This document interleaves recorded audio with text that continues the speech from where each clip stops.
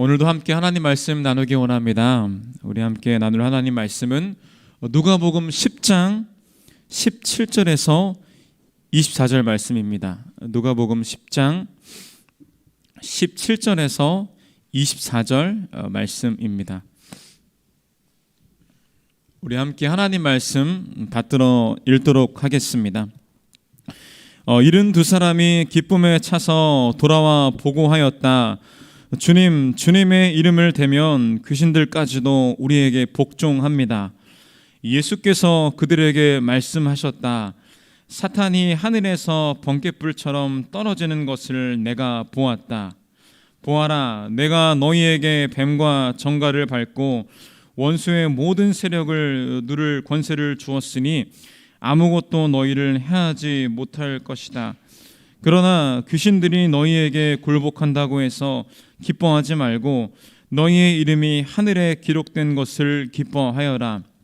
그때에 예수께서 성령으로 기쁨에 차서 이렇게 아뢰었다. 하늘과 땅의 주님이신 아버지, 이 일을 지혜 있는 사람들과 똑똑한 사람들에게는 감추시고 철부지 어린아이들에게는 드러내 주셨으니 감사합니다. 그렇습니다. 아버지, 이것이 아버지의 은혜로우신 뜻입니다. 아버지께서 모든 것을 내게 맡겨주셨습니다.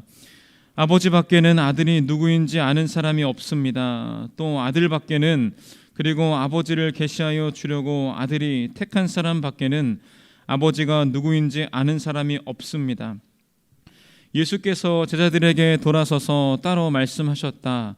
너희가 보고 있는 것을 보는 눈은 복이 있다. 내가 너희에게 말한다. 많은 예언자와 왕이 너희가 지금 보고 있는 것을 보고자 하였으나 보지 못하였고, 너희가 지금 듣고 있는 것을 듣고자 하였으나 듣지 못하였다. 아멘. 신앙생활이라는 것은 우리가 믿고 의지하며 바라보는 대상이 완전히 바뀌게 된 삶을 말합니다. 주님을 믿기 전에 우리는 나 자신과 세상의 것들을 의지했더라면 주님을 믿게 된 후에는 세상이 아닌 하나님을 믿고 의지하게 됩니다. 또한 이전에는 세상적인 쾌락과 성공만을 추구하며 살았더라면 신앙생활을 시작한 후부터는 세상의 성공과 인정이 아닌 하나님의 인정과 하늘의 상급을 바라보며 살아가게 됩니다. 그렇게 우리의 모든 삶의 시선을 하나님께 돌리고 하나님을 의지하며 살아갈 때 우리는 비로소 우리의 삶 속에서 온전히 주님과 동행하며 하나님의 나라를 누리는 삶을 살아가게 됩니다. 그런데 이러한 신앙생활 가운데 사탄이라는 존재는 항상 우리의 시선을 하나님이 아닌 다른 곳으로 돌리게 하기 위해서 여러 가지 방법으로 우리를 유혹하고 공격합니다. 때로는 사탄은 전공법으로 우리에게 큰 고난과 어려움을 주어서 우리가 하나님을 오해하게 하거나 우리를 힘들고 지치게 만들어서 하나님을 떠나게 하려고 하기도 합니다. 그러나 이러한 전공법 외에도 사탄은 아주 교묘한 관계를 통해서 우리를 유혹할 때도 있는데요. 예를 들어서 주님의 일에 충성되고 봉사하고 섬기는 가운데 많은 하나님의 일들을 경험하는 그 순간에 우리의 시선을 교묘하게 돌려서 하나님이 아닌 다른 곳을 보게 유혹한다는 것입니다. 한번 예를 들어 보겠습니다. 사역을 하면서 모든 영광을 주님께 돌려야 하는 것을 우리가 알고 있는데 왠지 우리 마음 가운데 이런 생각이 들 때가 있습니다. 왠지 내가 잘해서 이 사역을 감당하고 있는 것 같은 생각이 들어서 겉으로는 주님께 영광 돌리지만 우리의 마음속에서는 은근히 나의 영광을 찾을 때가 종종 있다는 것입니다. 그리고 하나님의 인정과 하늘의 상급이면 충분히 만족해야 하는데 어느새 사역 속에서 듣게 되는 사람들의 야, 너무 수고했어, 너무 잘했어 라는 달콤한 인정의 말에 집중하게 되고, 그러다 보니까 어느새 사역하고 주님을 섬기는 이유가 사람들의 반응이 되어가고 있는 모습을 우리 스스로에게 발견할 때가 있다는 것입니다.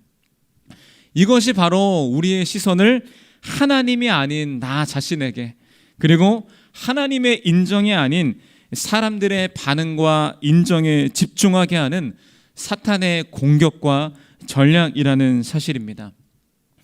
재미있는 것은 이러한 전략은 과거에도 계속되었는데요. 바로 오늘의 본문의 이야기 속에서 등장하는 제자들도 이러한 사탄의 전략에 노출되어 있는 것을 볼 수 있습니다.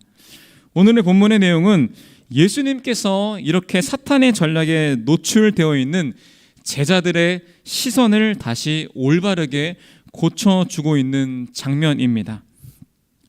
오늘 본문의 이야기를 간단하게 설명하자면요, 누가복음 10장 1절에서 보니까 예수님께서 70명의 사람들을 예수님의 사역에 동역자로 세우십니다. 그리고 그들 가운데 둘씩 이렇게 짝을 지어서 여러 장소로 보내면서 하나님 나라의 복음을 전하게 하십니다. 그렇게 예수님이 세우신 70명의 사람들의 사역은 본문을 보니까 완전히 성공적이었습니다. 17절에 보니까 이렇게 70명의 제자들이 예수님께 와서 말하고 있습니다. 제가 읽겠습니다. 주님의 이름을 대면 귀신들까지도 우리에게 복종합니다 라고 말합니다. 그들의 사역 중에서 보니까 아마 많은 기적들이 나타났던 것 같고 심지어 귀신까지 떠나가는 역사가 나타났던 것으로 보입니다. 아마 분명히 많은 사람들이 그들의 사역 속에서 나타난 기적 때문에 그들에게 환호하고 그들에게 열광했을 것입니다. 자신들을 통해서 기적이 일어나고 자신들을 통해서 귀신이 떠나갔다는 이 엄청난 사역의 과정과 열매로 인해서 어느새 그들의 시선이 하나님의 영광이 아닌 사람들의 인정과 반응에 집중되어 있는 것을 볼 수 있습니다. 우리는 17절 하반부에 있는 그들의 보고를 통해서 우리가 그것들을 파악할 수 있는데요. 그들의 말을 자세히 보면 하나님이 아닌 자신들에게 강조점을 두고 있는 것을 볼 수 있습니다. 귀신들이 우리에게 복종했다고 말하는 것을 통해 우리는 그 내용을 알 수 있습니다. 이러한 제자들의 흐트러져가는 시선 속에서 예수님은 그들의 시선을 다시 올바르게 교정하는 작업을 진행하십니다. 예수님께서는 먼저 18절에서 사탄과의 전쟁에서 하나님이 완전히 승리하셨음을 선포하고 19절에 보면 그들의 기적을 일으켰던 근원이 그들 자신이 아닌 예수님이 주신 능력 때문에 승리하게 된 것을 아주 구체적으로 설명하며 말씀해 주고 계십니다. 그리고 이어서 20절에서 예수님께서는 결정적으로 제자들의 시선을 이 땅의 것이 아니라 하늘의 것으로 돌리기 위해서 이렇게 말씀하십니다. 20절 말씀인데요, 제가 읽도록 하겠습니다. 그러나 귀신들이 너희에게 굴복한다고 해서 기뻐하지 말고 너희의 이름이 하늘에 기록된 것을 기뻐하여라. 아멘. 예수님께서는 제자들에게 귀신을 쫓는 사역도 너무나 중요하지만, 그리고 그런 사역 속에서 기적과 열매도 너무나 중요하지만 그것보다 훨씬 더 중요한 것은 무엇이냐면 하늘에 너의 이름이 기록되는 것, 즉 너희가 구원을 받게 되어 온전한 하나님 나라를 누리는 것이 훨씬 더 중요하다고 말씀하고 있습니다. 예수님께서는 이러한 구체적인 과정을 통하여서 제자들의 시선을 그들 자신과 사람들의 반응이 아닌 온전한 하나님과 하늘의 것에 집중할 수 있도록 교정하고 있습니다. 이처럼 우리 신앙생활 속에서 불현듯 찾아올 수 있는 우리의 시선이 하나님이 아닌 나에게 집중되어지고 영원한 하늘의 것이 아닌 썩어 없어질 이 땅의 인정과 결과에 집중하게 하는 모든 사탄의 관계로부터 우리의 시선을 지키는 것은 너무너무 중요합니다. 그런데 우리의 삶 속에서 앞으로 아마도 수많은 이러한 사탄의 세상적인 유혹과 그런 공격들이 있을 것인데 우리가 도대체 어떻게 하면 예수님처럼 우리의 시선을 온전히 하나님께로만 고정할 수 있을까요? 그것에 대한 답은 바로 이어서 나오는 본문 말씀인 21절부터 24절에 기록되어 있던 예수님의 기도 안에 기록된 하나님이 어떤 분이신지에 대해서 우리가 깨달을 때에 우리는 수많은 유혹 속에서도 우리의 시선을 온전히 하나님께로만 집중할 수 있게 될 것입니다. 예수님의 기도에 나타난 하나님 모습은 바로 두 가지로 기록되어 있습니다. 첫 번째는 21절 상반부에 기록되어 있는데요. 예수님은 하나님을 하늘과 땅의 주님이신 아버지, 즉 하늘의 주제라고 표현하고 말씀하고 있습니다. 하늘의 주제라는 뜻은 어떤 것이냐면 말 그대로 하나님께서 온 우주에 있는 것을 다 다스리시고 통치하시는 절대 주권자라는 뜻을 나타낸 표현입니다.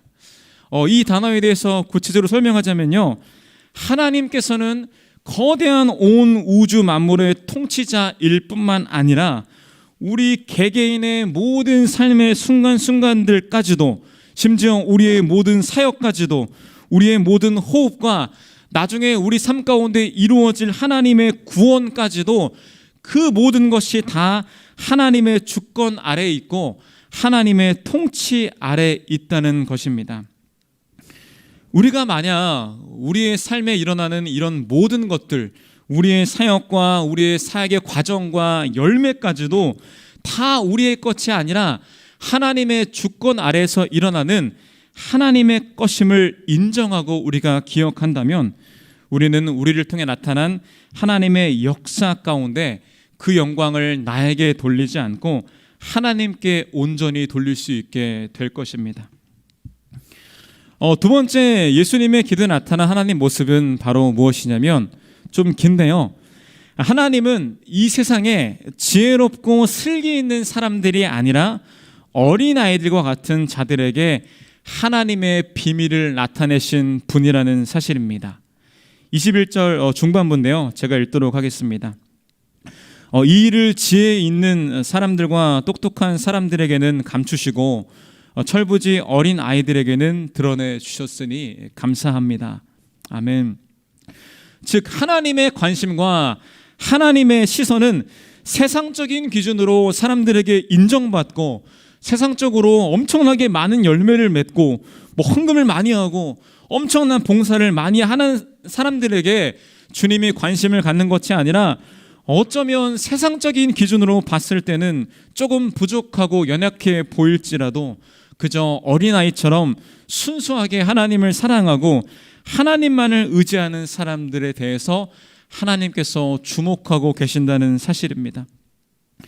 이처럼 우리가 사랑하는 하나님의 시선이 세상적인 성공과 세상적인 열매의 크기에 있지 않다는 것을 우리가 기억할 때, 오히려 그 하나님의 시선이 연약하지만 온전히 주님만을 의지하는 사람들에게 있다는 것을 우리가 기억할 때 우리는 사역의 열매와 과정 속에서 나타나는 사람들의 인정보다도 그렇게 연약함을 바라보는 하나님의 인정에 더욱더 집중하며 주님만을 바라볼 수 있게 될 것입니다. 결론의 말씀 드리겠습니다. 오늘도 우리는 하루의 삶을 시작하면서 어쩌면 사탄의 수많은 관계에 또 마주하게 될 수도 있습니다. 그때마다 우리는 두 가지 갈림길에서 선택해야 합니다. 우리의 시선이 하나님을 향할 것인가, 아니면 나 자신을 향할 것인가, 아니면 우리의 시선이 하늘의 상급만을 바라보며 살 것인가, 아니면 세상적인 성공과 사람들의 인정을 바라보며 살 것인가.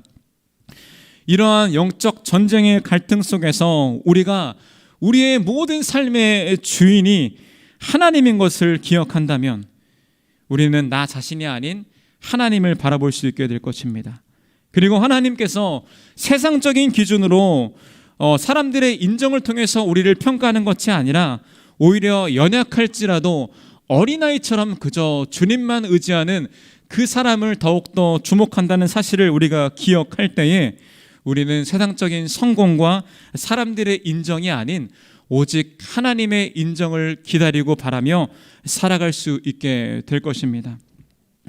오늘도 하루를 시작하면서 함께 기도하기 원하는데요, 함께 기도할 때에 하나님의 절대 주권 속에서 우리의 삶을 구체적으로 인도하시는 하나님을 기억하게 해달라고, 또한 우리의 연약함에도 불구하고 우리를 사랑으로 인도하시는 주님을 바라보면서 세상적인 성공이 아닌, 나 자신이 아닌 오직 하늘의 상급과 하나님을 바라보면서 오늘도 승리하게 해달라고, 그런 삶을 살기로 결단하시면서 우리 함께 통성으로 기도하며 오늘 하루를 시작하기 원합니다. 함께 기도하겠습니다.